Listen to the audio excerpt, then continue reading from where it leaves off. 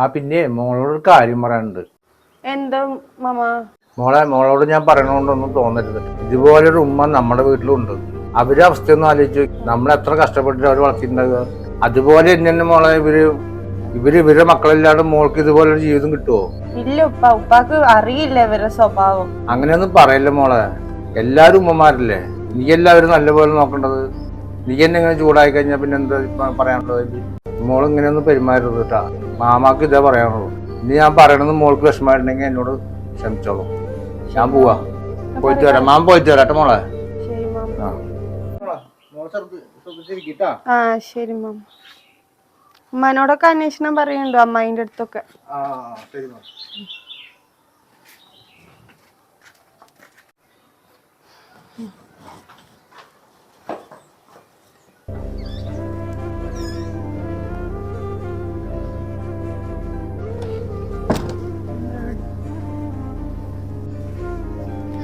അമ്മ, ഞാൻ മാമാന്റെ മുന്നിൽ നിങ്ങളോട് എന്തെങ്കിലും പറഞ്ഞിട്ടുണ്ടെങ്കിൽ എന്നോട് പൊരുത്തപ്പെടും കേട്ടാ.